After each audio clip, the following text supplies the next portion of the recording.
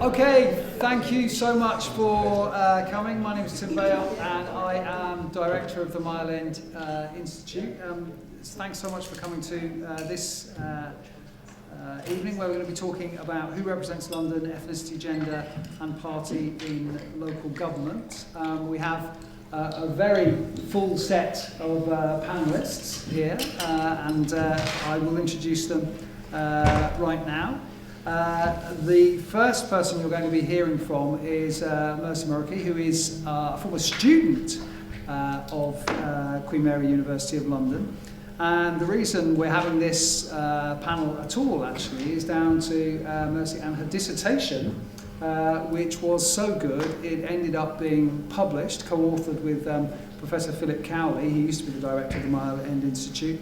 And it looks at the representation of BME councillors in London. And then we're going to be getting some reaction to that, but also just some sort of general comments from the rest of our panel. I think in this order, as far as I can remember suggesting it. So Professor Tony Travers of the LSE there, then Janet Davey, who's the MP for Lewisham East, and then next up will be Johnson Situ, who's the councillor and the cabinet member in Peckham.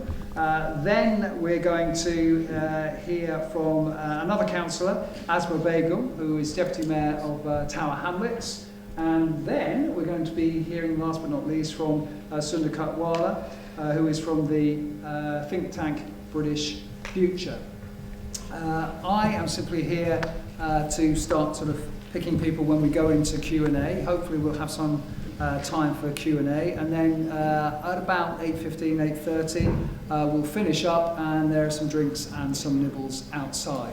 We don't have any fire alarms planned for this evening, so if bells and whistles go off, please be aware that that is real and we have to vacate the building. The simplest way to do that is simply to just go out of there and then straight out to the buildings, okay? I have to tell you that. The other thing I wanted to say before Mercy does her stuff is just to say that we've also done a little bit of polling on this issue recently. We had that featured in the Evening Standard today, but what we did was ask people about the kind of people they would like to see more or fewer of as councillors in London. And without going into too much detail, just over a third of Londoners told us that they would like to see more ethnic minority councillors in London, and only 5% of people we asked said they'd like to see fewer BME councillors. Perhaps not surprisingly, the figure rises when you ask BME Londoners themselves. Half of BME Londoners say would like to see more BME councillors. There's also quite a big age gap. Younger people are much more favourable to the idea of greater ethnic minority representation in London councils. Those over 65 are much less likely to say they would like to see more black and minority ethnic councils. There's also actually a very big difference between Labour voters and Conservative voters when it comes to this particular issue.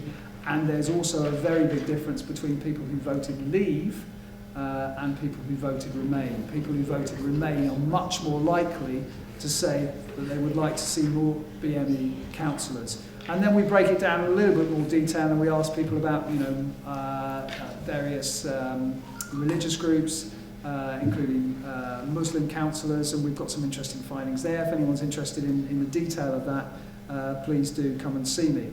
There's also a difference when it comes to how many more women that people would like to see and how many more LGBT people would like to see. And once again, there are very obvious differences between Labour and Remain people on the one hand and Conservative and Leave people on the other when it comes to all those groups. Anyway, that's what people say they want. What people actually do when they get into the ballot box, as we know, can be something very different. And Mercy, therefore, is going to tell us about the actual situation. So I'll leave it to you. Okay, thank you all for coming. I'm going to briefly present my data to you.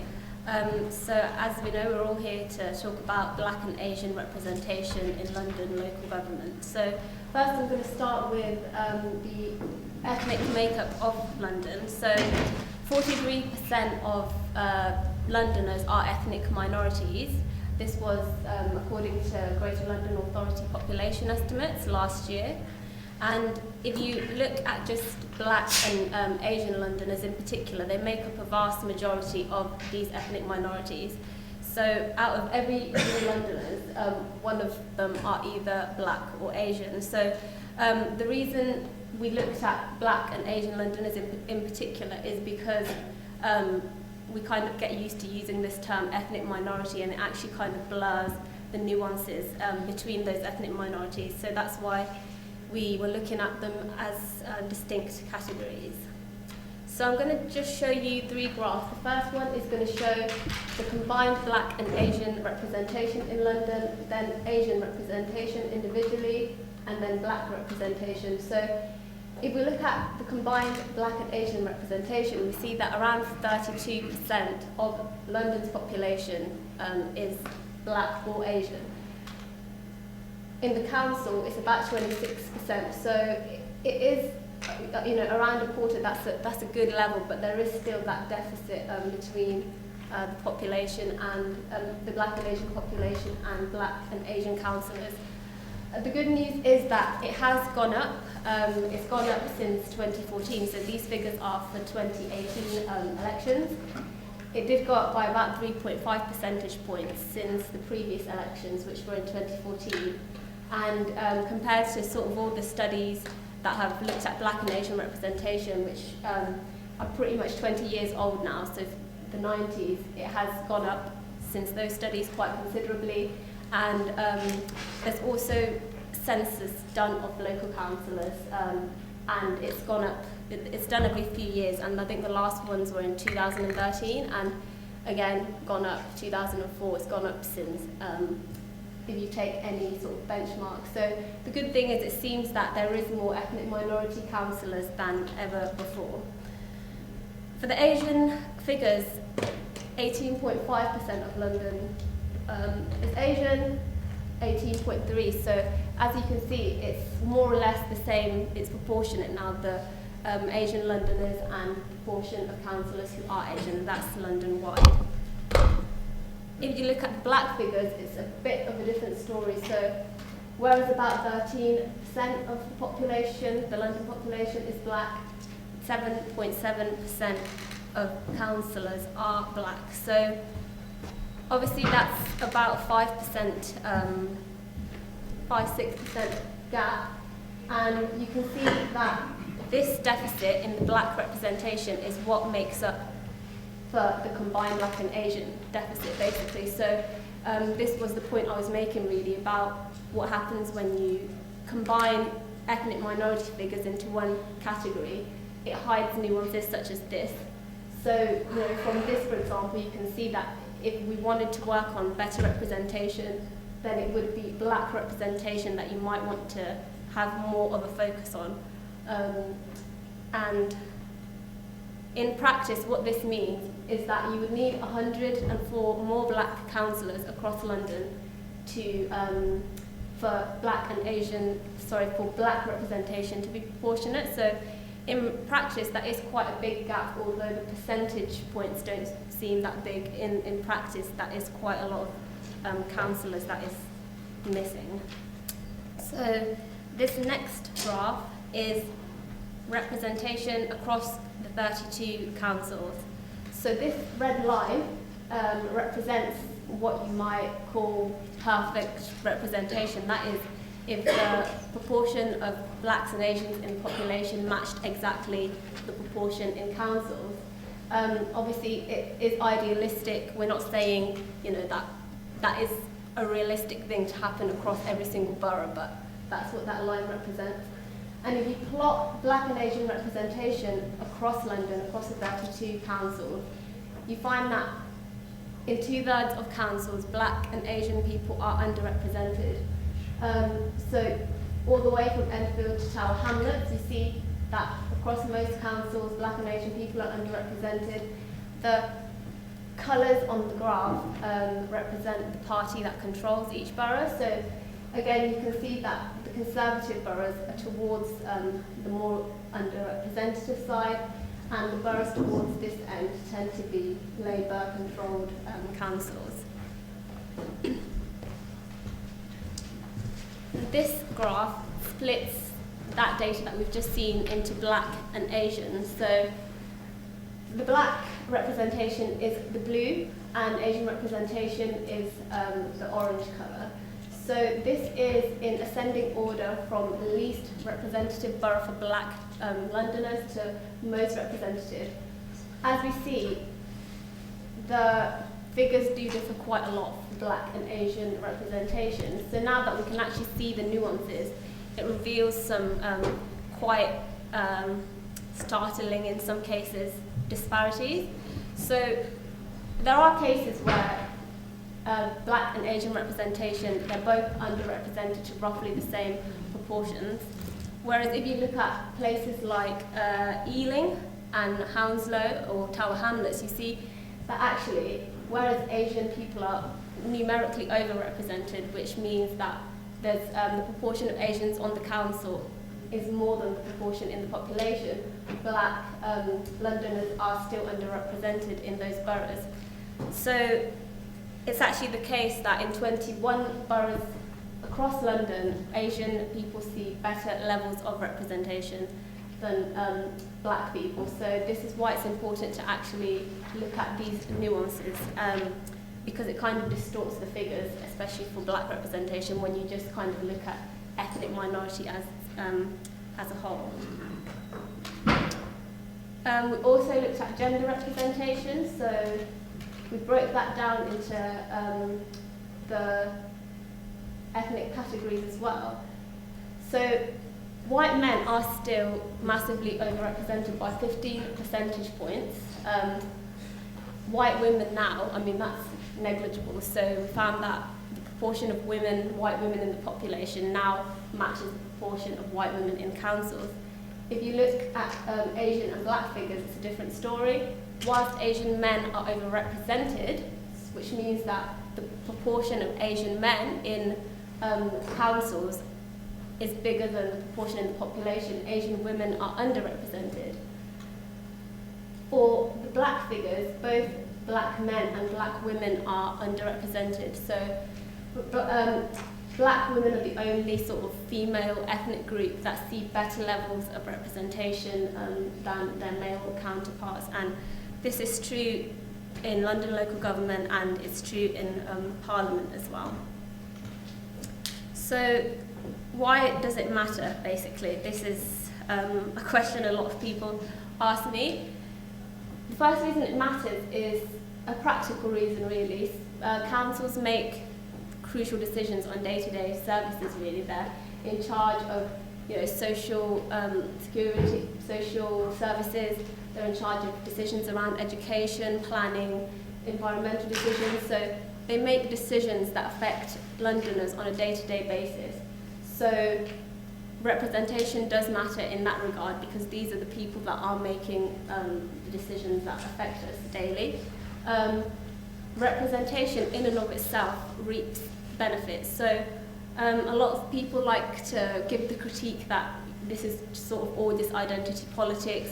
Why should a black person represent a black person? Why can't a man represent a woman? That kind of thing. That's the critique they often make. But representation has been shown to reap benefits. Firstly, it reaps benefits because when groups that have been traditionally underrepresented are visible in decision-making arenas, studies have shown that it creates, within the population, people feel more engaged.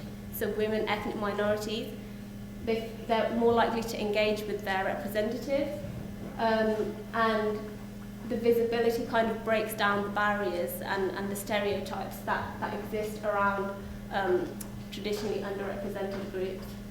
And representation is also beneficial because it actually reaps substantive benefits when it comes to the decisions that are made.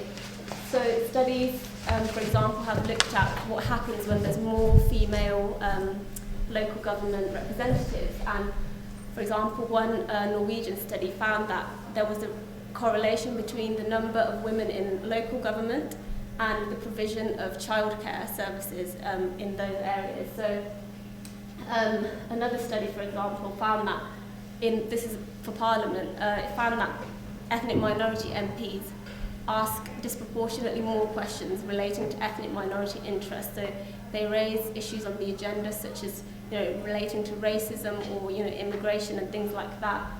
So it does actually affect the discourses that happen within the decision-making arenas. So it does matter in and of itself.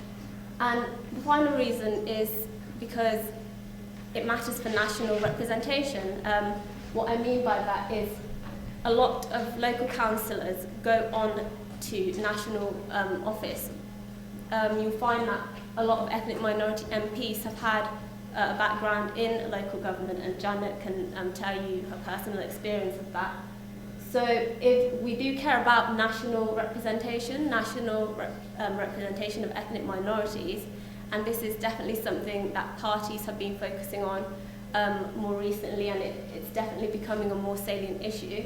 If we care about who our MPs are, then we should also care about who our local councillors are in London. So those are the top sort of 3 reasons why representation, particularly ethnic minority representation and female representation, matters.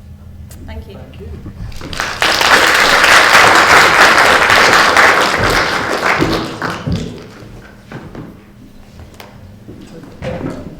Okay, well, first I'd just like to say it's a great piece of work and fascinating findings.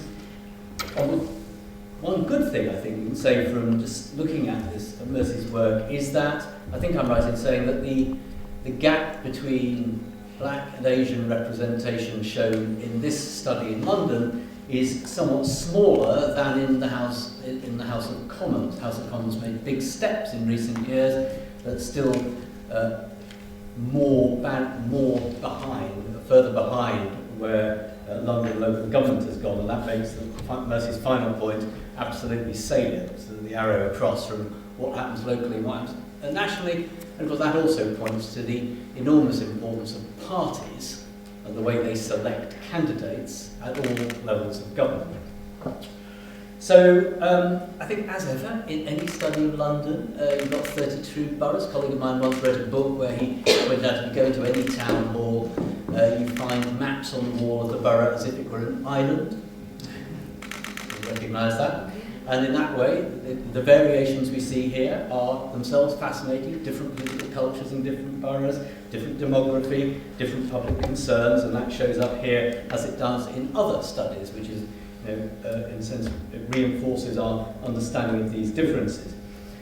I think it's intriguing to look at the way Black and Asian, particularly Black British politics, works today compared with, say, the 1980s, when a much less diverse London included particular minority groups, often people whose Caribbean descent, or derived themselves from the Caribbean and living in London, and their children and grandchildren, and similarly from the Indian subcontinent. And the issues that drove, I wrote a book about the London boroughs a few years ago, and if you look back at boroughs like Haringey and Lambeth, the underperformance and the treatment of Black children in schools was a major driver for people getting into politics at that time. The ILEA, similarly, when it existed, tried to cope with that big pressure that came up from activist Black British politicians. But I think looking ahead, it's such a good study. It points us to a complex future in a city, London, that has become one of the most ethnically diverse, and in many different ways, and not only diverse by nationality, ethnicity and religion. And it is such a complex place that, as we look ahead, you can see that this kind of research, and this is always good news for academics, can be replicated looking at other over and underrepresented groups. Most obviously, religious groups, So within the term Asian, of course, there will be several, at least Hindus, Sikhs and Muslims who will undoubtedly be performing differently within these subcategories. Black, and I know we all know this now, contains people of Caribbean heritage, but also increasing numbers of Africans and of African heritage who arrived in London and are still arriving in substantial numbers and will likely to in the future. And then there's a whole range of white, non-UK born groups, some of whom are quite substantial, particularly lower income East Europeans, who are largely invisible because they count as white. And I think that, in a sense, all of these groups, the Chinese, growing group in the UK, quite fast growing and actually often significantly underrepresented for all sorts of reasons. And then the question is, will the data allow future academic studies and other studies to get into these kind of differences? And that's before you get on to others besides, such as our old friend class. Whether there are poor and rich people mixed up in all of these. I suspect large numbers of poor people are not massively represented, and even age, where I suspect fewer young people are represented than old people, but it might be rather different in London. So, what I'm saying is that we have to look and think about all of these things, but not to the point when it all becomes too difficult. And I'm trying to judge how far to unravel different groups and identities and how they perform within the political system, I think is something that we will have to think long and hard about, so as, in a sense, not to come to the point where there's just too much to understand. And then the issue is, how do we prioritise what we look at and in what order? So, but that's my final thought. This is not only a great piece of research, but a stimulus to further research. Thank you. Thank you. So I'm next. I'm Janet Davey, and I'm the MP for Lewisham East. And I just want to say thank you for inviting me. Really appreciate that. It's good to be here. It's good to see a few familiar faces in the audience as well, and some councillors in the audience as well as at the panel. And I just want to firstly just to congratulate Mercy for such a brilliant piece of work, really, that really needed to be done. Really pleased it's done, and it's been published. I tell you what's really that's really come out for me is that I knew that in Lewisham, the Borough of Lewisham, that we needed a better representation, but I didn't know that we needed a grossly better representation on actually how severe it is compared to the other 32 London councils. So that is really quite stark. So just a little bit about my story.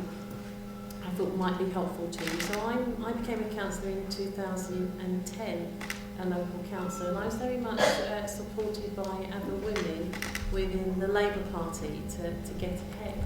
But at that time there was no active black and Asian ethnic minority group within local politics within the constituency. But when I decided to become involved in local politics, it's because I wanted to get involved with what was going on locally, politically, to make changes, improve people's lives, and generally just see what was going on, really. And the more I got involved, the more I realised that people from BAME communities, black communities, and the poorer communities didn't have a voice. And there was so much need, and there was a lot of deprivation. And that just drew me in, really, to get more and more involved. And I then soon became the officer that represented black and Asian ethnic minority group. And then that has grown over the years through me supporting, hopefully, I hope they'd say I supported them, other chairs. And that's gone on to now grow to probably be the biggest BAME forum within London, and the chair is sitting here with me as well of that group, which is good. So when I got involved, there were lots of issues that I was raising. I soon became the cabinet member for community safety in Lewisham. So a portfolio where black people are disproportionately overrepresented within the criminal justice system. And all this did for me was just to highlight the need for black community to have more of a voice, really. But the other thing that really came out was the levels of, as I've mentioned, deprivation and poverty. And that's something that I really drove forward in trying to make a difference, holding the government to account and having a conversation with the local council. Moving forward to become the MP, I'm very well rooted, well established within the constituency. People know who I am. I had a voice, I still do. And but really, I suppose it was the Labour Party that made more of a headway in wanting to encourage and to promote people from diverse backgrounds to become politicians. And that sort of like made an opportunity for me it encouraged me actually to put myself forward, and then the constituency got behind me and I was able to have a voice.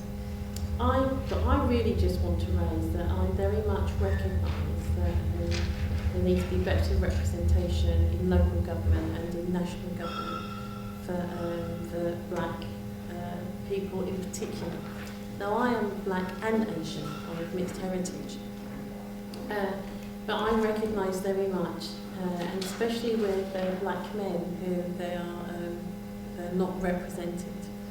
But for me, it's like if you want to get involved in politics, you have to understand the culture, the way it works. You have to get involved with the networking. You've got to, with noddings of heads here, you've got to be available. It's hard work. And somebody once, I remember I went on a training course it was really about stretching me and enabling me as a politician to go further. And one of the things that really stayed with me, and the trainer said to me at that time, he said, "Janet, you've got to kiss frogs," he said. And who wants to kiss a frog? And do you know, sometimes you have to kiss a toad. And so it's, and what that's really saying is that people that you wouldn't naturally maybe get along with, or people maybe that you don't even like, you have to find a way to work with them, and you have to find a way to move forward in your endeavours. But what I would say is that I've come to value, being a politician is a hard job. It's hard work, it's a hard job. And you don't always get the support from your own community coming behind you to support you as well at times. And that can be difficult. So maybe there's something about educating our communities. There's something about recognising that communities that even where we're not from the same background still want and recognise that we need to be better represented, and the people that will still come alongside us and support us. And my role is very much, I see my role very much being a voice for all people in my constituency, from all backgrounds, from all ethnicities, but recognising where there is greater disadvantage and deprivation, where I will be a voice for those people that can't speak up for themselves, or people that speak up for themselves sometimes but don't quite get there to be able to be effective in how they do make representation for themselves. But I mentor people to move forward from different ethnicities, people that approach me. And probably in the last 2 councillor elections, I mentored people from the BAME community, but also white men as well. And most of those people have gone on to become councillors. And I would say that as a black politician, we need to support black members from our parties, but we also need to be supported by those black members as well, and Asian members. Thank you.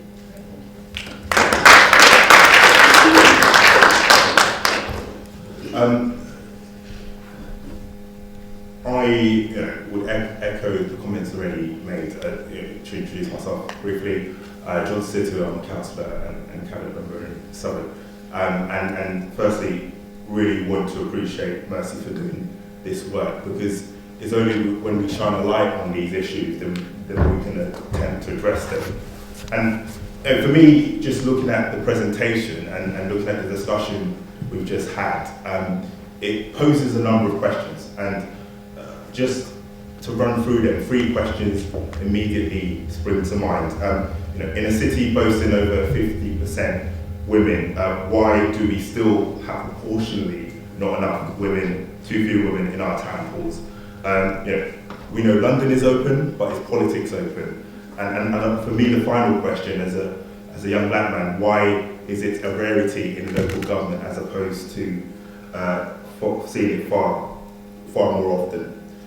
For me to begin to answer these questions, I will reflect on my story, and we've heard, and I imagine you all hear from many people, both in the audience, but also in the panel. For me, I would say I'm an exception in that my journey into politics was slightly different from most average people's journey into politics. And if I categorise my journey into politics, it was very much standing on the shoulders of giants. And it's really good to see people in the room, fellow councillors in Southwark and fellow councillors elsewhere across London, because it's really important to highlight that. For me, I'll highlight my dad's story. He, like many people of the time, came to the country mid-80s, just as about the three black MPs were elected for the first time, so circa around 1987, and very much those black MPs shattered the glass ceiling in respect of representation on a national scale. And like so many of their counterparts, they came to the UK to work hard and to contribute to the economy, and of course to see how they can support their families back home as well. And my father decided to get involved in politics because he was inspired by both the Labour opposition at the time, and then which transitioned into a Labour government. And so as I reflect on my journey in politics some years later, it's rather frustrating that as my father joined politics, he worked with others like councillors in Southwark and right across London to be able to forge a path for my generation, a path that often they didn't see. But on top of all of the work that they've done, even as I've joined local politics, there is still that challenge, and Mercy's quite rightly highlighted that challenge across not just ethnicity, but also gender as well. So for me, I reflect on his journey, I reflect on my journey, and I think about how do we look to address these issues. You can only begin to address these issues by everybody taking a certain degree of ownership. There are those who will point to my father's journey, in fact that whole generational journey, and look to it as a success. They will point to the generation of the 80s and they will point to it as a success, and they will say, here's a group of people who came together, helped themselves, and were able to get elected both at a national level and also a local level. But for me, I disagree to a certain extent, and I disagree for one particular reason. It's a statement that John Legend recently said, and he was absolutely right when he said, all men should be feminists. If men care about women's rights, the world will be a better place. And for me, the same applies to diversity of representation. To achieve diversity of representation, it should be all of our tasks to ensure we achieve that. As a society, we should be just as concerned with representational inequality as we are with economic inequality. Because unfortunately, as we've seen in Alabama, if we don't get this right, you get laws and policies which are made by a certain group of people which will affect a whole other group of people, and they're not sat around that table. We cannot claim to build a society where every child has an opportunity, where that child looks up and looks at a potential career in politics and cannot identify people who look like that child. So how do we address this? I've just thought of a couple of ways we can look to address this, but I'll be keen to hear your thoughts as well. We need to highlight role models within local government.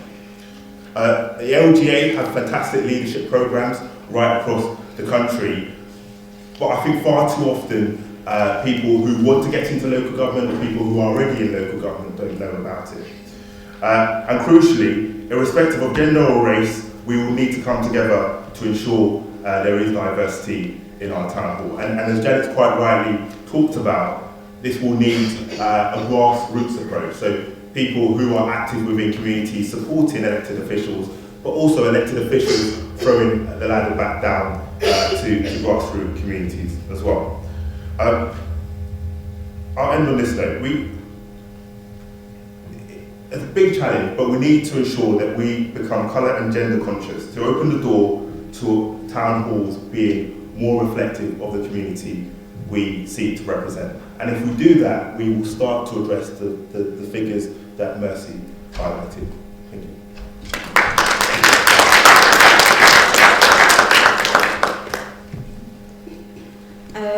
So coming from both of these politicians beside me, I absolutely echo a lot of the things that you've actually already spoken about the LGA, for instance, programs within the LGA, and how it is quite difficult when you have your own communities, the Baying community do also struggle and not support each other, and that also presents challenges itself. So in places like Tower Hamlets, for instance, if you followed it since 2010, you would see it's also had its own challenges as well, and it moved away from it being politicised in terms of being Tory, Lib Dem, Labour. It presented a new sense of direction. So there is an element of parties doing a lot of work, but there is also when communities and populations get together, they can also make a difference as well. So I'm not going to go too much into that because I know that's happened some time ago, but I will speak a little bit about my experience. And also yesterday, one of the things that we've done in Tower Hamlets, we actually elected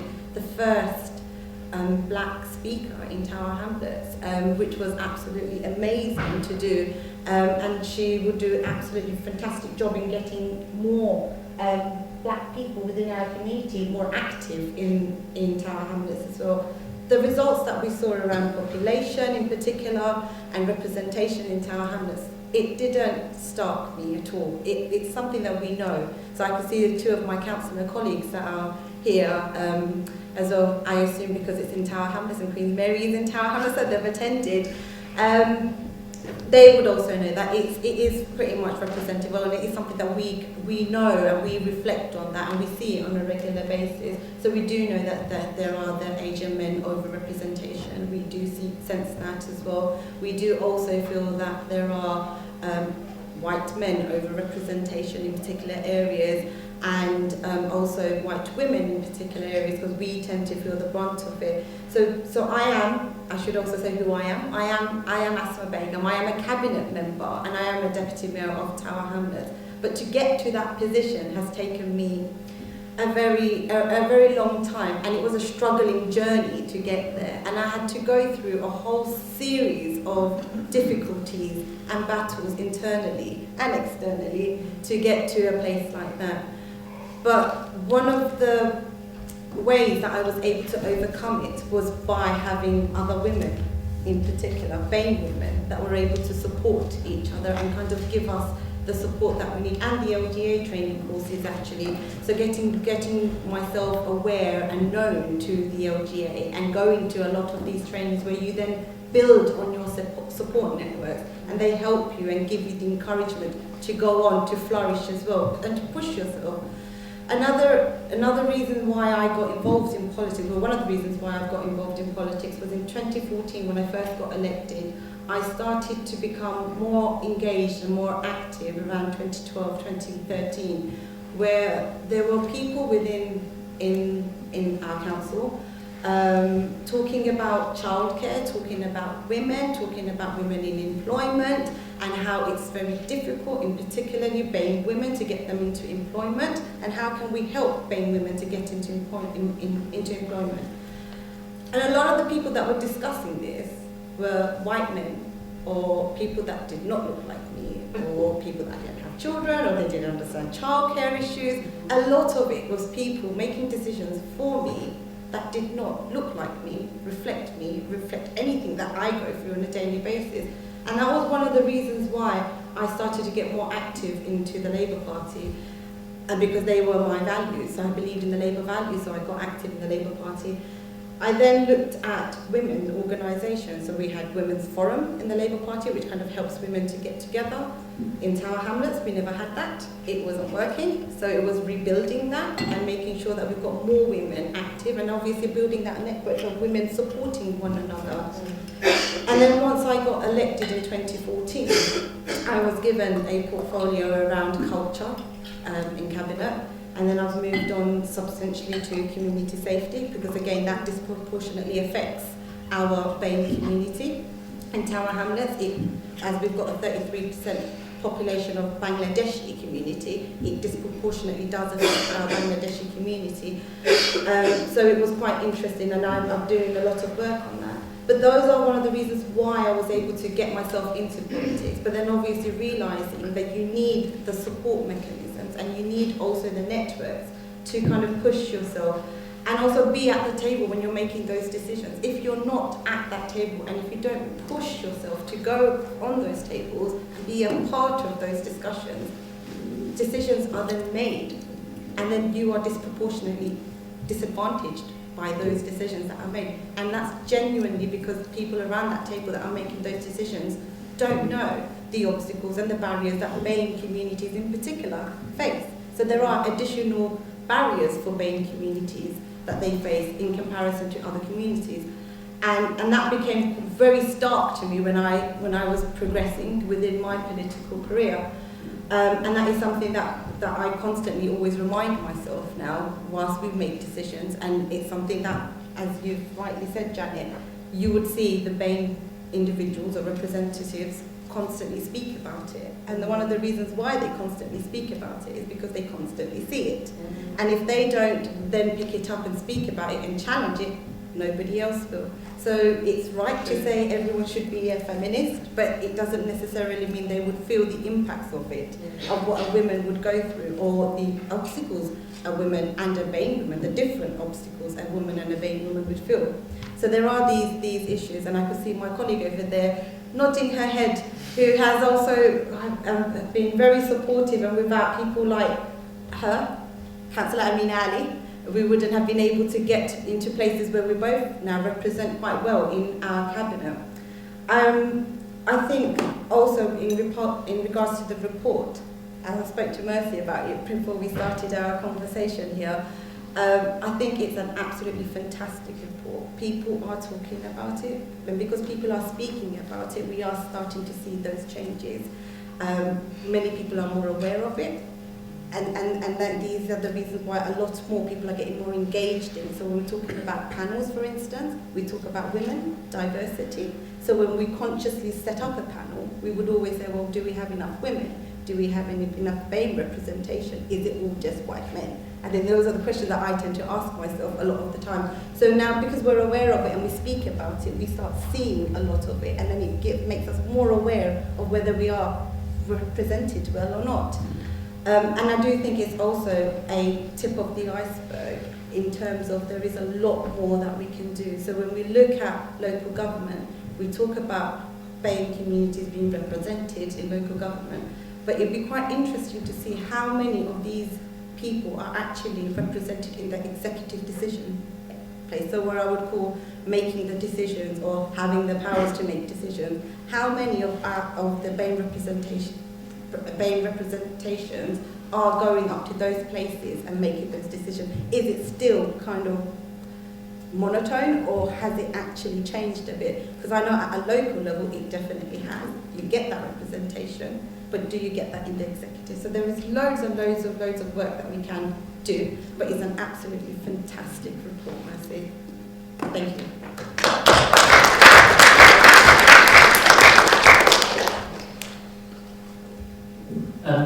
Great, well thanks very much. I'm Sunday Cowley, I'm Director of British Future, an independent, non-partisan think tank that looks at issues of identity, integration, immigration and opportunity. I'm going to agree with people on the panel, especially Mercy, about how fantastic the research is. So there's no massive row about research here, I'm afraid, no one's hoping for falling out, but it's a really important piece of research. This data really matters. We know things we didn't know. We know aspects of it that we didn't know, and I think we should really value that. And I think it could really make some waves, not just a piece of academic work, but actually it could make some waves. It's been reported in the media, but I think people could think about. I mean, tweet those charts out, and people have to, it makes people think, actually, we need to do something. We need to respond to that, and we didn't know this. And to some extent, I think we undervalue why this research is needed.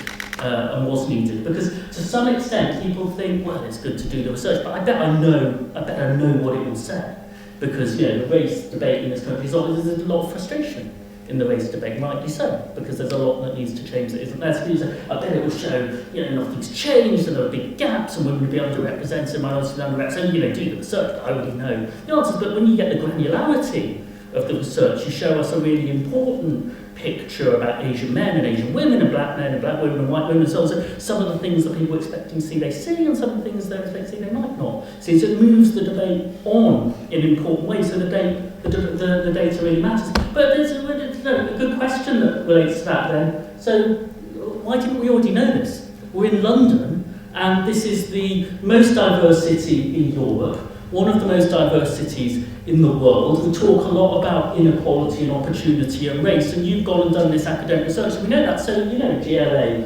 London councils, national government, actually, is this something we'll find out if someone has the idea of doing a good research, or should we know it? Should we know it anyway? One of the really good things that this government has done is its race disparity audit. It's decided that transparency about data can tell us stories and make us look about things. And some people again say, why do you know that? I don't know what it says. But the pattern of opportunity disadvantage in this country, there are some familiar stories about how things are stuck. It's never been more complex. So it's more important to have the data. And that particular thing the government has done is it's a unique thing, I think, internationally, that level of data. It's illegal to collect data by ethnicity in a lot of European countries, because we feel it would be against equal citizenship. We don't really want to talk about that, and I think if you can't even count the data, so we should be doing this. And actually, there's a policy point that again comes from that. You've had to dig around and check people's names and go and get photos of people. It's incredibly difficult to go and find something that for public policy, we call that race, opportunity, power, and politics. Why don't we know? So why don't we require this data to be collected? Voluntarily on a self-identification form. There are a lot more mixed race people now, so we quite like to know, what group they think they're in and help us do it. I reckon 95% of councillors would give us the answer, and that the data would exist, actually, and then more academic research could be done with the data, because you wouldn't have to be going around just collecting it. So I think that's a really good point, that it's great we know this now, we should have known this. I just want to take a step back as well about the race debate and race and representation. We've heard a lot of really good stuff about why it matters. I think, again, there is a lot of frustration because, there should be more representation than there is, but this has been quite a hopeful debate, just because listening to people who, are part of a growing set of voices where there's more power and there'll be more. Again, you can see that we can make change happen. And I was struck by this during the Windrush scandal, the Windrush debate. And I saw David Lammy was in the House of Commons, taking on the Home Secretary Amber Rudd, and she had to resign in the end. And I think the Windrush scandal, you see why representation matters. If there weren't any black people in the House of Commons, it'd be difficult to make the Windrush scandal. You see why underrepresentation matters, because maybe if there aren't that many black people in the House of Commons in the last 20 years, it might be another reason that Windrush happens. But that was also exactly when that was happening, that was the 50th anniversary of Enoch Powell's Rivers of Blood speech. And so I was looking at that, and it just made me think, seeing David Lammy questioning the Home Secretary. Enoch Powell made an enormously important speech about race relations and polarisation and division, and there were 1 million Commonwealth migrants in this country when he did this. And there was not a single MP, there was not a single councillor, there was not a single journalist. So, a subject of the ethnic minorities, a subject of a debate about, what they were doing in Britain and whether they'd be here or whether they'd be sent back, had absolutely no voice in that debate. So, in that sense, the glass is half full. We made progress. I mean, there were a couple of ethnic minority MPs in the 1890s, actually, but there's nobody at all for decades and decades when we're having this debate about race till that 1987 breakthrough. And then it was incredibly slow after 1987. So another really positive thing, and Janet, you've got a special place in the history books in this respect, that gender and race we now see kind of coming through together. It took a long time for that to happen. I remember in the late 90s, New Labour was debating all-women shortlist, debating ethnic representation. There's a real sense that this was a fight, actually, that all the ethnic minorities would be men, all the women would be white, so you better choose which team you're on. And there was a reason that people felt it was a fight like that, because that was the politics of the post-British. Diane Abbott was an absolute exception in this respect. She was one of the first 4. There were 2 ethnic minority women elected to the House of Commons in the entire 20th century. And there were no Asian women at all in the House of Commons until 2010. And then there were quite a lot. And you know, it doesn't seem surprising now, but if you were, you know, if you're a woman thinking of going into politics, thinking I'd like to be in Parliament, there's never been anybody like you in Parliament. It doesn't sound like you can do it. And so, you know, literally, I think one of the first 20 ethnic minority MPs was a woman. So there was that sense that we'll have white men and lots of women. And then last summer, Jan, when you were elected, there were more, I think 53 ethnic minority MPs, still not enough, but it's sped up quite quickly. There were more ethnic minority women than men in the House of Commons. Suddenly, like that, in 10 years, you've got your generation of women just is able to get through it. Probably not to get through on equal terms, but you know, and that's a really interesting thing. And I'd be interested to know, you know, around Europe and elsewhere, you know, has that happened as well? But I don't think that's happened in local government, and we see some interesting things about London. I think the London picture is probably a lot more positive than the rest of the country, but it's another thing we don't know. So the LGA, why don't we require the data to be collected? And you know, the 32 London boroughs will look at each other and say, well, we've all got some work to do. But actually, it would. And in terms of local government, I think we haven't seen in the big cities in our country outside London the same progress for women, ethnic women in politics that we've seen in national politics and a bit in London. And so maybe, you know, actually, if we did that, then you know, in Birmingham and other cities, you'd look at the London picture and say, well, do we want to be behind that? And so you'd spark a conversation about change. So I think there's a way in which this can really make a difference here, just by having the transparency. Then we need to act. And I think we've also heard a lot about the things that really make a difference. I mean, it makes a difference when told how the political system works. And so as you say, the LGA, groups like Operation Black Vote, that, you know, if you try and get an internship or research, and you know, that's how you get in, just people knowing that gives them a foot in. So I think it's incredibly important now to use the examples of what's gone well in order to speed it up even more. But this is a moment, and we're very pessimistic, I think, because of everything that's going on and how divided this society feels. We're very pessimistic and that it will all go backwards. But in this respect, it hasn't gone forward fast enough, but actually we can speed up the pace of change by showing actually that we're making progress, but we haven't made enough progress. So I think it's absolutely fantastic research. It should be mandatory that the data exists for the researchers before they do it, and we can start to shine a lens on what we know and what we don't know about politics. And then, why does this matter? It's about being an equal citizen of your country, actually. Not that the Parliament has to be a perfect microcosm or the borough has to be a perfect microcosm at every election, but that if you had fair chances and no unfair barriers, then the councillors and the MPs, and the selections, they would look pretty like the city we represent. So it's really good to know that, probably the story's better than it was in the 80s and 90s, but not good enough. But let's get this data for everywhere else and actually shine a light on what still needs to change. So well done on the research, and I think let's be a little bit hopeful about the half full half of the glass, even when we're recognising that there's still a lot to do. Thank you.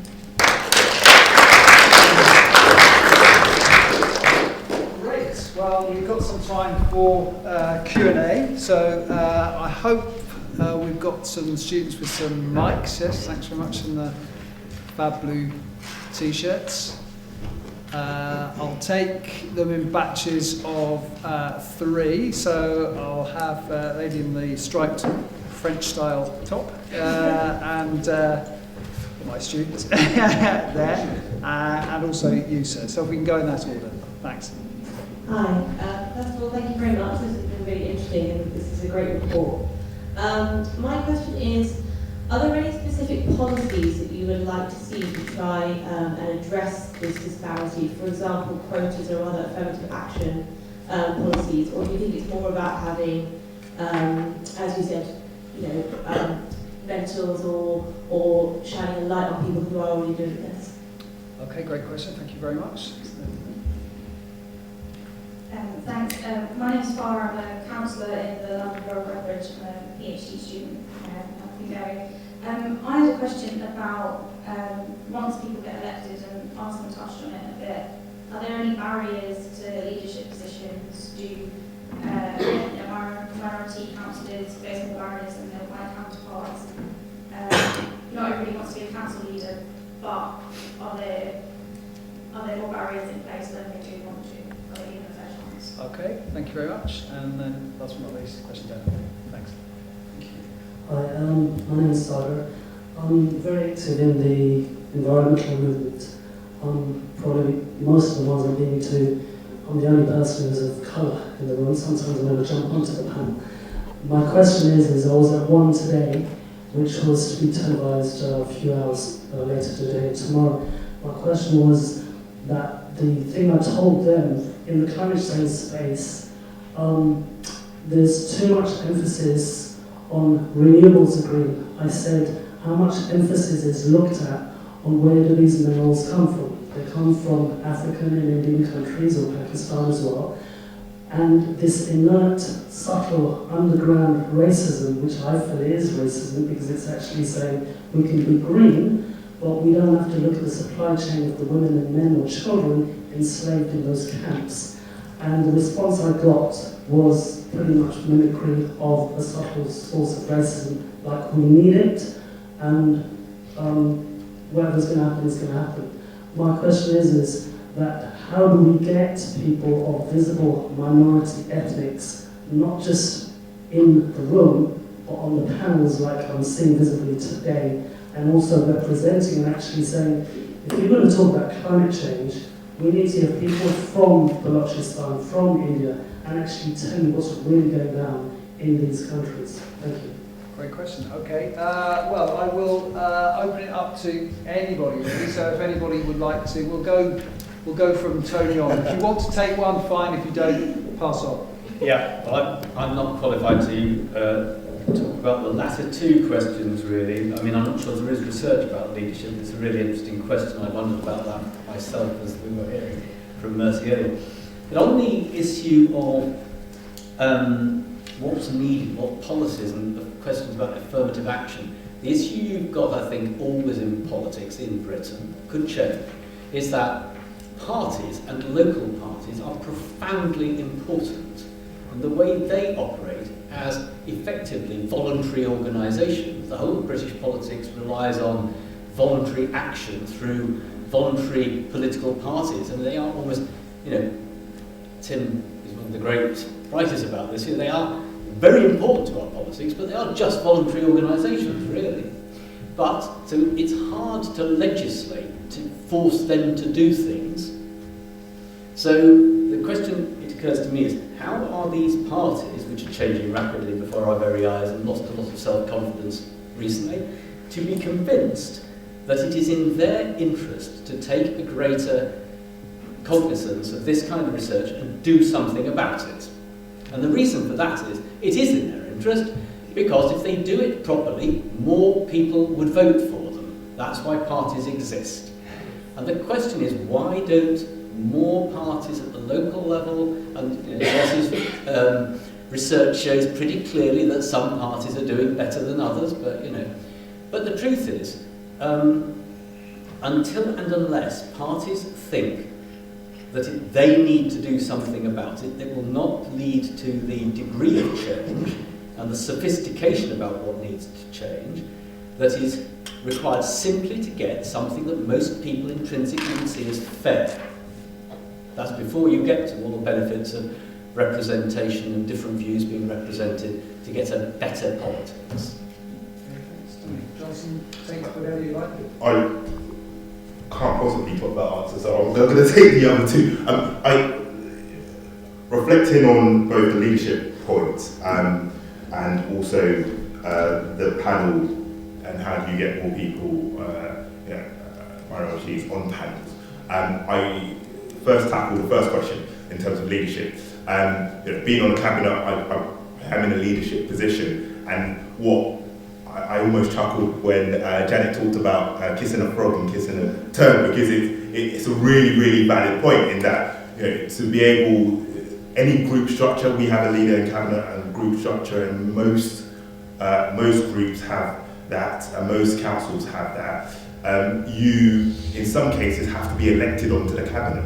And to be able to win allies, you need to be able to forge alliances with people who you don't necessarily agree with, and who you don't necessarily share common experiences with. And so it makes it slightly more trickier if you are if you have a different experience or you have different interests as well. And so those are some of the challenges as well. And so being able to forge alliances and find things that you share an interest with other group members or other people who are part of your party is going to be important. And that's both on the cabinet level and also in a leadership position, both in terms of deputy leader and leader as well. In terms of sitting on panels, 3 things immediately spring to mind. Firstly, if you are in a position where you have a say over who sits on a panel, being able to be confident to be able to say, why don't we have a diverse panel? Why don't we have a person of colour on the panel is really important. I've sat on many a panel where I've been invited to sit on a panel by somebody who's been in a position to suggest that. In fact, today's panel, I'm able to sit on that because of somebody being able to suggest that. So if you are able to do so, it's really, really, really important. Secondly, something that I know a number of people are doing, and I would suggest if you are in a position to do so as well, is a lot of people don't sit on panels if there isn't a woman on a panel or if there isn't some level of diversity on the panel. And so if we can ensure that is expanded and so you can encourage as many people to do that, that would be really, really important, and an important step moving forward. But then the final point is the point that I was alluding to in my opening comments, which is we can only address some of these big issues where we all see this as an issue. So it requires all of us to see this as an issue. And so even if we are if you are at an event where the panel is not diverse or it is of all one gender, asking a question both either at the end or at the beginning, why isn't there representation? Why isn't there gender diversity on this panel is an important step in seeing the change that we want to see. In terms of what could change, what could be done about it to speed up change, it's a great question. So first thing, I already said, mandate that the data is collected so that the academics can be analysing it, not collecting it. We probably get councillors across parties and MPs across parties and academics say we should do this. Let's do this and make sure we've got it. The LGA should do it. Otherwise, we're using sort of very out of date data or something that only happens once every 3 or 4 years, so it's not up to date. We could do that, and then we could analyse it and compare and change it. You could say the government uses the race order, explain it or change it. Sometimes there might be quite an explanation, and you can decide what you think. Like minority groups are much younger. And so if local government around the country is just much older, then you might say it's this much more about age than diversity. And we say, well, do we want it to be as old as that? What would change that? How would we do it? So knowing in the granularity, that's also good about Mercy's work, that would be really good. And then, John, you were saying it's got to be everybody's responsibility. I think it's so important. We've really heard about mentoring now. And there are a lot of people who, when they get in, they feel a responsibility to help other people. It means the underrepresented group is sort of doing a lot of work. Because people are underrepresented and they feel a responsibility and someone's done that for them. But actually, let's do that properly. Being able to know, where the roots are and who does it. But we should then fund actually for specific underrepresented groups, people who didn't go to university, from any background, if it's black men who aren't getting, we should actually fund. It's all very well, try and get a placement or job in Parliament. Some people can volunteer, some people can't. Making that fair by actually funding it well and showing why that's important to be, we've had a much different debate about work experience internships than we used to have. So actually making that part of the answer here, because at the moment, if you break through, you're actually going to have to do all of the work yourself. And then another really important thing to do in terms of the data, which is the hardest thing, find a way to measure class at the same time. So we can look at what class is doing in gender, what class is doing in ethnicity, and this is a really difficult thing. So we might mean what job did you have, what job are you doing now, we might mean what job did your parents do, we might mean did you go to university or not. Just find out all of those things and then do something clever to find out. I was on a thing called I was an advisor to the West Midlands Leadership Commission. You had the regional mayor, Andy Street's a Conservative, and you had the universities all pulling together all of the data that they had, and it was, when will power in the West Midlands, government, local government, the NHS, everything, when will it look like the region it serves, which it really doesn't. And there was very little data on sexuality, there was lots on gender, quite a lot on race, not everything. And then just nobody had a standard way of even capturing what they meant by class. And so everyone just had to guess. So we have this really odd debate, which is terrible for London, where the media is always saying, should we deal with the white working class, or should we deal with ethnic minorities, as if most of the ethnic minorities weren't themselves working class? So it's partly because we don't have a lens to actually show the bit that class is doing, the bit that race is doing, the bit that age is doing. So I think that's a really important gap that we need to fill. So if I take Farah's question, so I think you're under a leadership model, and I would echo what Johnson has actually said. It's about making friends and obviously kissing a few toes and a few frogs as well. But also, so in Tower Hamlets, for instance, we have the executive mayoral model, and there is places where you do have the executive mayoral model where you wouldn't go up for a vote to go into cabinet. So I didn't go up for an election to go into cabinet. I got picked by the mayor to go into cabinet, and I would stay in cabinet up until he decides that I shouldn't be in cabinet. So we've got a very different model to the model that you will probably have. But also it's about panels. So I alluded to panels before. Panels, being a bit more conscious about who you're sitting with, and whether if you choose to opt out of that, and speaking about it and making people more alert of it and aware of it as well. But another thing what I've noticed is people don't push themselves. So women in particular, they choose not to push themselves forward. So it's about pushing yourself forward and saying to people, well, actually, I do want this, and I am going to do whatever it takes for me to get that. A lot of people are around me, and I was actually very surprised with a lot of the women that I work with in the council. They would choose and opt not to. They would prefer to not go into this battle or argue or push themselves forward. They would just choose to say, well, actually, I can't do it because there's too many of X and too many of Y's, and I'm not just going to do it. And they just sit back. But unless you push yourself, and other people, obviously, you have a lot of people around you that are willing to support you. So as mentioned previously, you've got the LGA and other places who actually give you those ability to push yourself. And I think it's quite surprising, because I remember there was a panel recently that you also sat on, which one of my colleagues organised, and she was very, very mindful that she had a woman in particular who was sitting in those panels, because it became all predominantly white men, and she wasn't happy with it, so she just refused to do it completely up until she had a diverse panel. And I think that was a challenge for her, but it also was a challenge for others as well, because others were starting to speak about it, and that's what we need. We need more people to be more aware of it. So thank you. So I'll just try and address a few and speak organically. So I suppose the first thing is in terms of our parties, is often my view is that the councillors that are there in the councils are often a representation of what the party looks like locally. So obviously, if there's not many BAME people, BAME men there, then actually there's not that route for them to actually be there in the council as well. And in terms of having policies to address this, I mean, the directly elected mayor for Lewisham has made a commitment to get behind to say that he's going to improve the representation. But there's nothing like policy, is there, that could make the real difference, and where you've got that you feel like the commitment is solid and change will actually happen. And that's not to diminish the goodwill and the commitment that's being made. But I don't. This isn't a big area that I know loads about. I know something about, but and maybe more people in the room know more. But the Equalities Act is very different from the Race Relations Act. And when I was a local councillor, I had to learn more about these differences. And I think it's made it very difficult then if certain groups from different ethnicities to have their own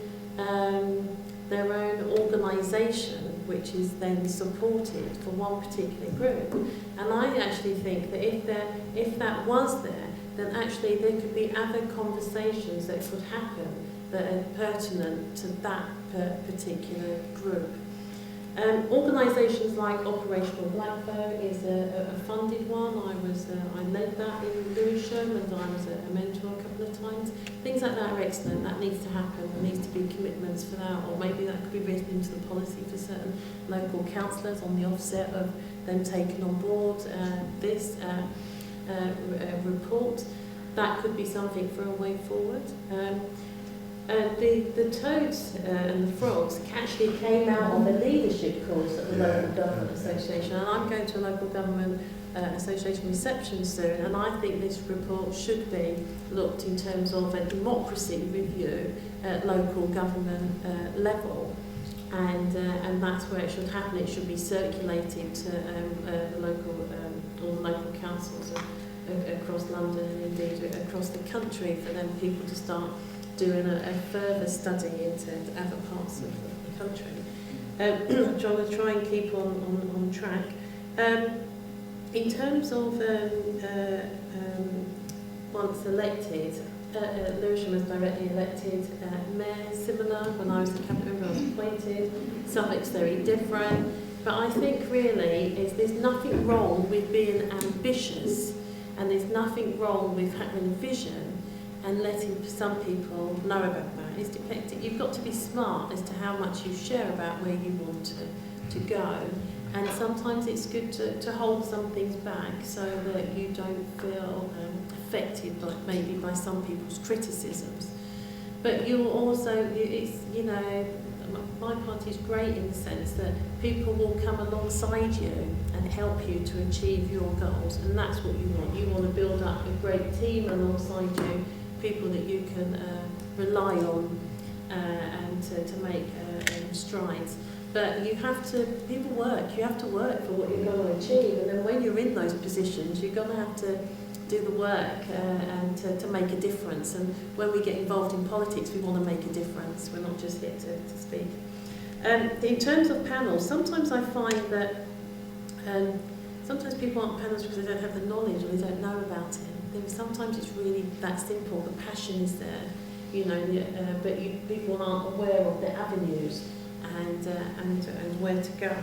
And sometimes in the black community and in other communities, but if we're talking about the black community in particular, there's a lot of pressures on us and our families, whether there's extended members or closer members where they've got mental health problems, or they're affected by poverty or housing issues. I'm not saying this is just our community, but I have these issues within my own family networks and my extended family networks.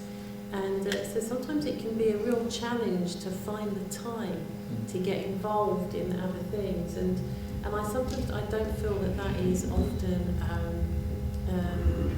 thought about in terms of sometimes extra awareness, that may be some support in certain areas, so it's made easier to be able to engage in the political process and policy areas and campaign areas sometimes can make that difficult, and that's it. Okay.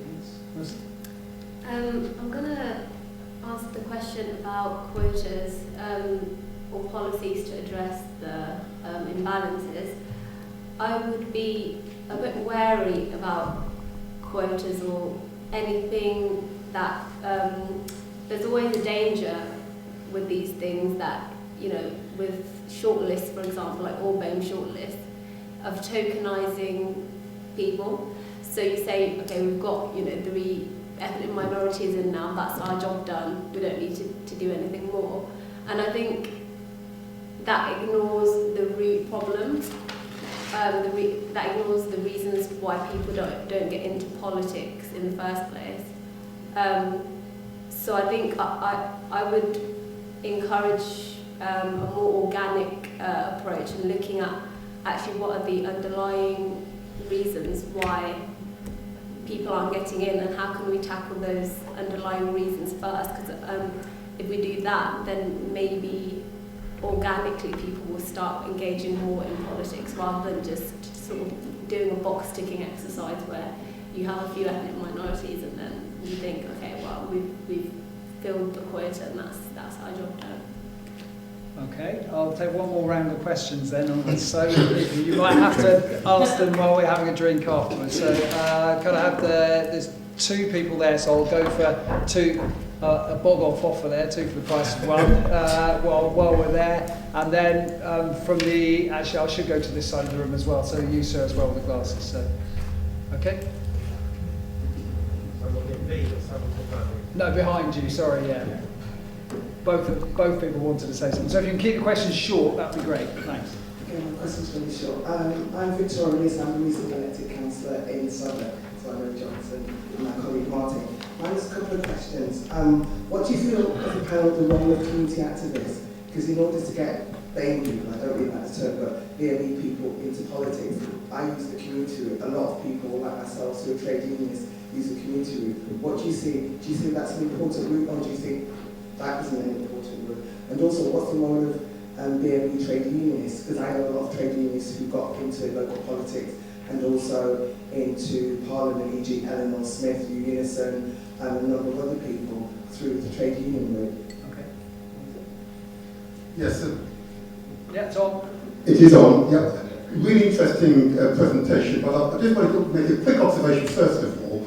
If I look at the, I'm slightly older, this is about that, I was elected in 2006, I'm nearly 60 years old, so I've got a little more experience and observed what's happening with society over that time. And if I look at the boroughs which have got over-representation, they're usually characterised by good, strong community organisations who are self-funded and have developed confidence to be able to influence the voluntary organisation, which are the local political parties. So those are the typical characteristics I see in those boroughs, and similarly is occurring increasingly so in my own borough of Southwark. But my question really to the panel, and maybe Mercy's point at the end might be a little queasy for me. In fact, let me address that first of all. My observation is that in no political party will they give up power. Simple as that. Not unless a policy statement is made, a quite clear one, which says, in this case, there should be all-women shortlist.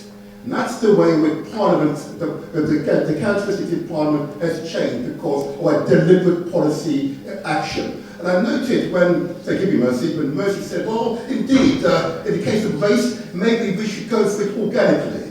Now, my family's been here for a good nearly 100 years or so, and we've not seen much organic growth until the deliberate policy statements were made. And so I say to Mercy, in fact, the only way we're going to really increase the ethnic minority population in Parliament or in local government is when a law is passed that a percentage must go to particular groups of people because of their numbers warrant their influence in local government. But my question to the panel is this. If indeed this report is to be worthwhile, it's only worthwhile if, as has been suggested on many occasions, it is done on an annual basis and local government has a legal responsibility to monitor and the LGA has a responsibility to report on the characteristics of every council in London and maybe beyond. Okay, thank you very much. And the gentleman there with the glasses and t-shirt. Hi there. I think lots of the debates so far has been talking about getting the right candidates to be nominated and actually on the ballot paper. I'm interested in your thoughts on whether the voters, once the candidates are actually on the ballot paper, whether the voters actually voted for them, and any comments there, or is the first past the post sort of system contributing to the lack of any challenging to Labour, Conservative, white majority? Okay, fine. Those will be the last questions, I'm afraid, so you'll have to ask afterwards. But if the panel wants to take any one of them, we'll go in exactly the same order. So, starting with Tony, short answers, because everyone's waiting for the wine. I'll just take the quotas one. This isn't, because I absolutely see the quotas where there were, the Labour Party had an all-female shortlist, it didn't work. All I'd say is, in the, and I'm just thinking aloud here, in the complex, increasingly, nothing to do with today's discussion about identity by race or by ethnicity, but the, outside this room, developing debate about identity in Britain, and not only in Britain, the issue of, if you adopted such a policy, which groups and what kinds of what groups would be in it. Because it wouldn't just be one group or two groups, it would have to be quite a lot of groups. And the struggle to decide which ones they would be, I think would be a revealing one, and it might work, but having it would be a challenge, is all I would say. I'm not saying you're wrong, I'm just rather agreeing with Mercy's caution here. Okay, Johnson. So, I love my colleagues. So, a couple of things, both in respect of community activism and trade unionism. Absolutely, there are roots into both local government and also national politics as well. And I reflect on my own borough. We have people who were very active within the local community and very active as trade unionists as well. Definitely a role there. I think there is a work to be done, particularly within community activism, being absolutely clear what politics is and what party politics is like as well, because often I speak to community activists and community organisers, and their reticence about joining politics is party politics and how it's formed, and the decisions, the endless meetings, and the formulaic meetings sometimes as well, which often doesn't lend itself to the get up and go kind of activism that community activists are used to as well.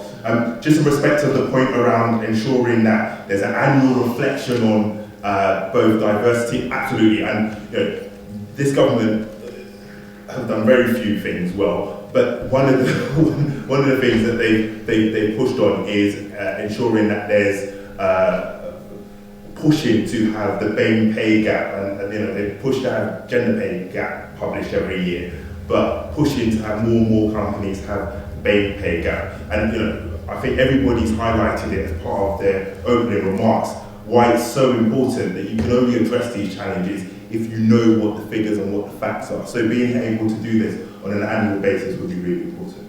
Okay, so There's been a lot of agreement, I think, because we all agree on some of the things you're trying to achieve. So I'm going to try and just say something a bit controversial just at the end before you get a drink.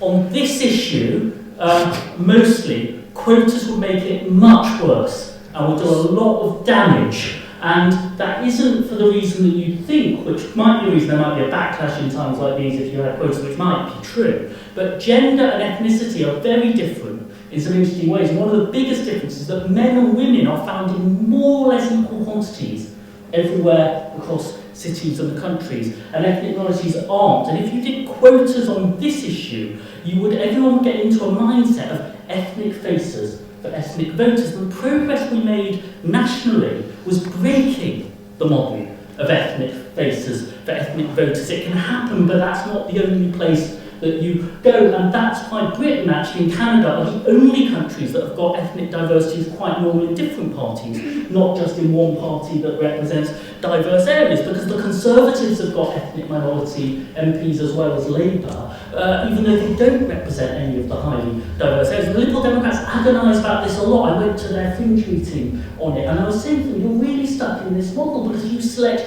as many candidates as you can in all of the diverse seats that you're never going to win. You won Leicester once, and you had an Asian MD for a year, and you never select an Asian candidate or a black candidate in Twickenham or Richmond, Winchester and St Ives, and what are you doing? Because the Tories have done it. And so quotas would actually send us down that model, and there's a case for that type of representation, but when diversity is increasingly diverse, it's going to get harder. I'm mixed race, my kids don't know if they're mixed race or not. They've got a couple of Irish grandparents, Indian grandparent, they don't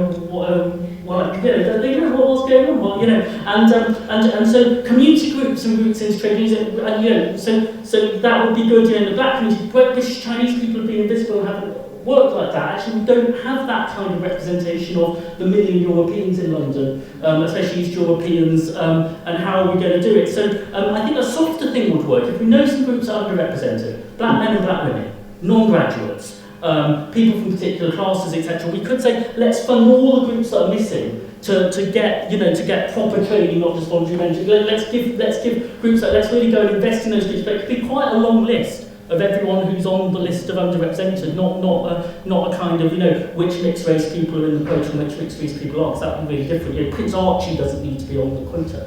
Quite quickly,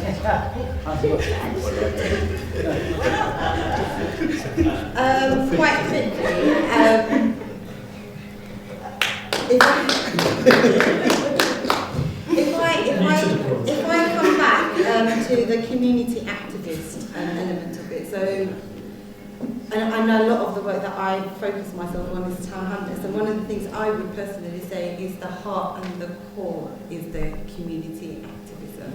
You know, that can change, like for instance, if you look at town hamlets 2010, it changed completely and the community voted in a particular way. 2014, people question what happened over there, but 2010, it was the community getting together and deciding that they just wanted to change, and that made waves. But also another thing around all-women shortlist, for instance. So if we do go for policies like that, does it actually? It's fantastic that we have it because it obviously helps and supports women. But does it help and support BAME women? You know, that is also debatable. So I wouldn't really rush to go with quotas and policies. So quickly. I would believe that it would take more time and more thought in it. And obviously, I'm getting quite hungry currently. I'm fasting, so I'm looking at the time and thinking I really want to shoot off as well and eat at some point today.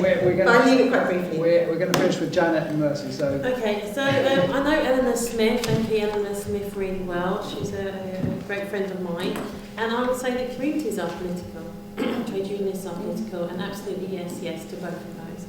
The other thing in terms of voting for candidates, who really votes for the candidates. So when I was running first to be a councillor, it was in a Liberal Democratic, three Liberal Democratic councillors.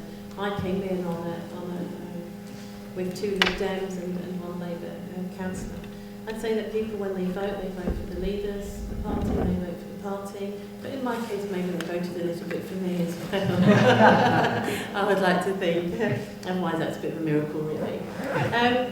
But it sounds like you're talking about proportional representation, and I would say that I think for the future that would probably be the right way that our country should go in, and I'd be happy to have more of a conversation with you about that and Brexit afterwards, if that was something you were interested in speaking about, maybe not Brexit, but I don't know. But, it's just some ideas I have around that, but to remain, obviously. Okay, thank you.